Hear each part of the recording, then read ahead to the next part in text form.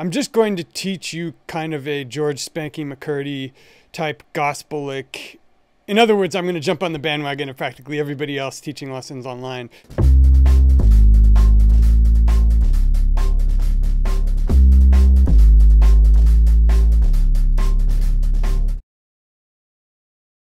Hey guys, it's Nate from the 80/20 Drummer back at you for lesson of the week number 4. It's been a busy week this week. I'm producing the 80/20 Roadmap Part 2 and getting the interview I just did with Nate Wood ready to send out to all you guys. But I still wanted to give you a quick lesson.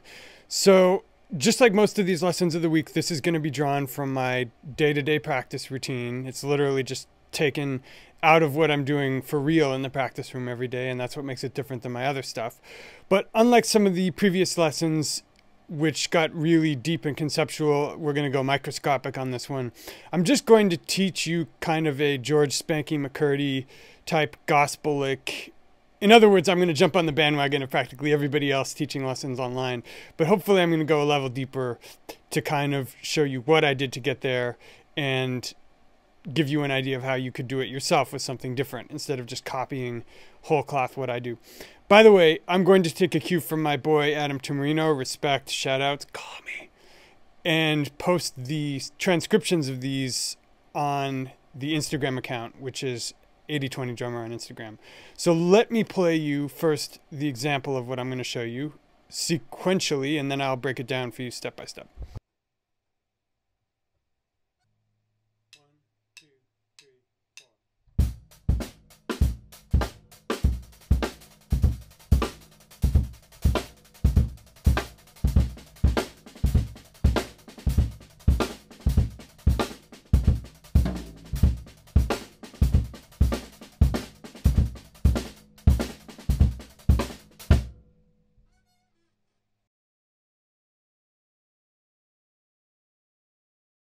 Okay, so that was the complete development of the chop from start to finish. So let me take you through the stages of this. I'm practicing some Jamiroquai covers this week. Obviously I'm going to do Virtual Insanity. I'm probably also going to do King for a Day and Butterfly. Just because they all focus on areas of my playing I'm trying to develop, and they're sneakily challenging in their simplicity. But Virtual Insanity, I think it came out in 97, 98. Old school, ahead of its time, but pretty standard Dilla Shuffle.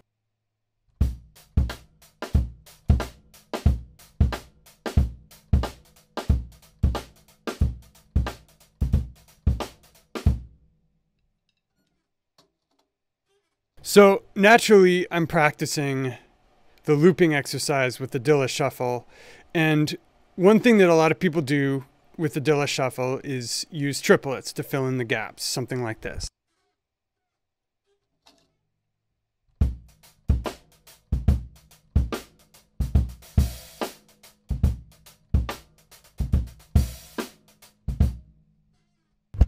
Because the shuffle rhythm's based on an implied triplet anyway, so naturally you're going to fill in those spaces, and you hope you do it tastefully. So the next stage for me was just playing a sextuplet, which sounds like this.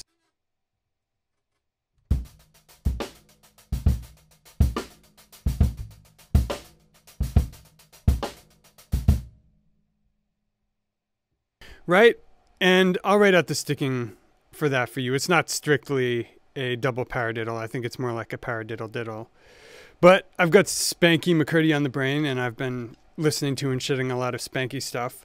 So one thing that Spanky likes to do, which is also kind of an Ari Honig thing, is do an offset. So in other words, if your rhythm is this,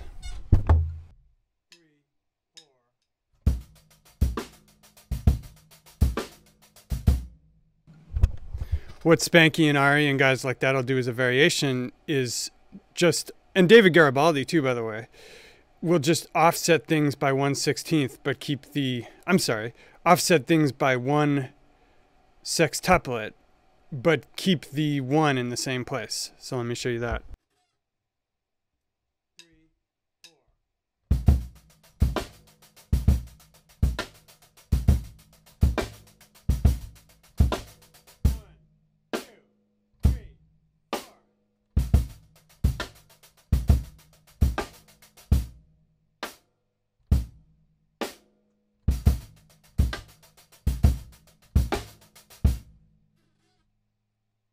So that's the offset. So probably the biggest thing you want to practice there is that transition between the standard shuffle and your offset pattern. And if you give this, if you're at the level where you're shedding this type of stuff and you give it 20, 25 minutes of just switching back and forth, you'll probably get it to a place where your body's relaxed and you'll feel it kind of clicking in. So I'm using the metronome clicking on eighth note offbeats. You can also feel free to use the metronome clicking on quarters, whatever's easiest. Let me just demo going back and forth for a sec.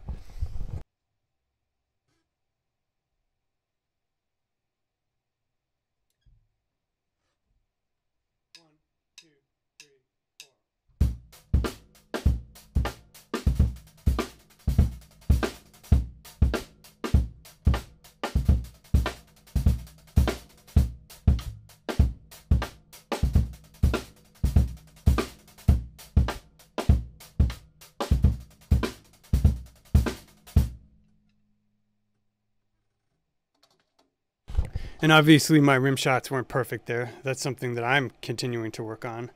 But so the next phase for that was, well, let me pause for a sec. The next phase from that is shed that until it's very solid, because a mistake a lot of people make, myself included, is we want to make something fancy before it's completely solid. And the difference between guys like Spanky, guys like Mark Juliana, and us is that they're not afraid to get really deep with something simple.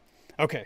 Stepping off the soapbox, the next stage with this is actually I just move the left hand to the snare drum to do kind of a ghost note contrapuntal thing, and I'll show you what that looks like. I'll start with the original pattern on the hi-hat, and then I'll move the left hand to the snare.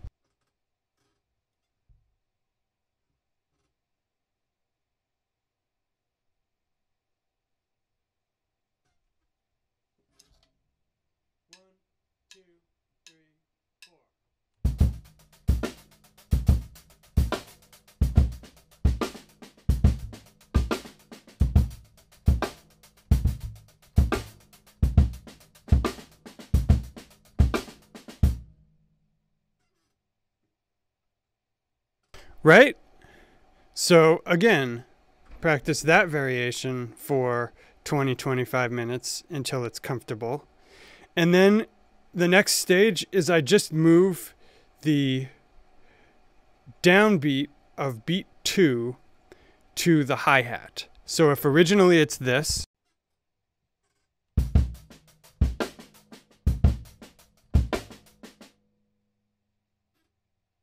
it'll be this.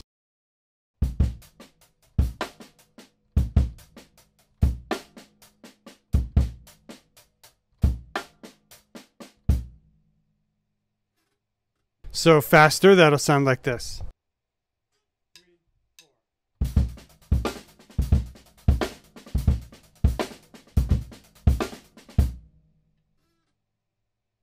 And then those of you who know me know that I like to fuck with things and vary them around. And one of my favorite ways to do that is Hemiola, turning a 8-beat phrase into a 6-beat phrase. So I'm going to do that with this, and the way I'm going to do that is to repeat the second half. So the second half is...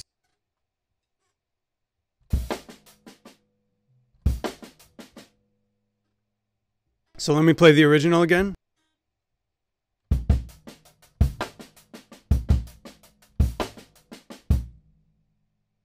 And now the Hemiolast.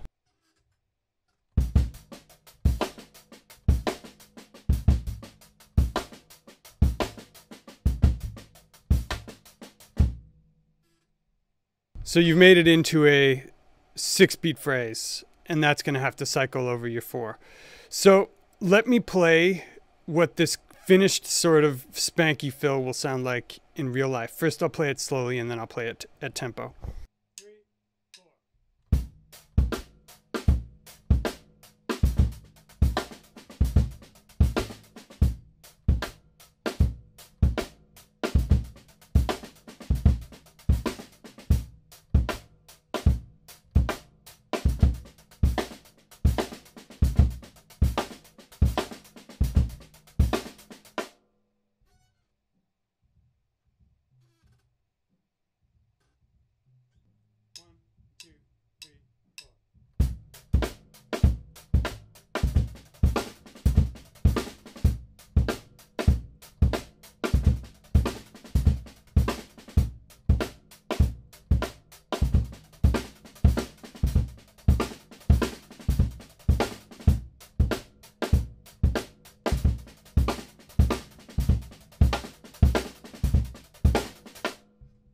And lastly, you can add some orchestration, like throwing a floor tom in the space of the right-hand rim shot.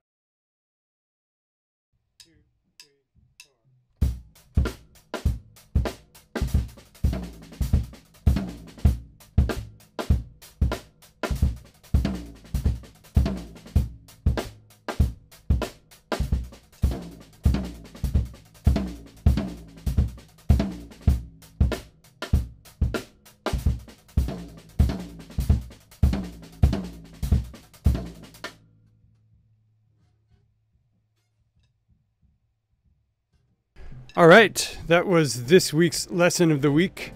Remember to hit me up at 8020 Coaching if you're interested in coaching. I'll be back next week with another lesson, and we'll see you soon. Peace.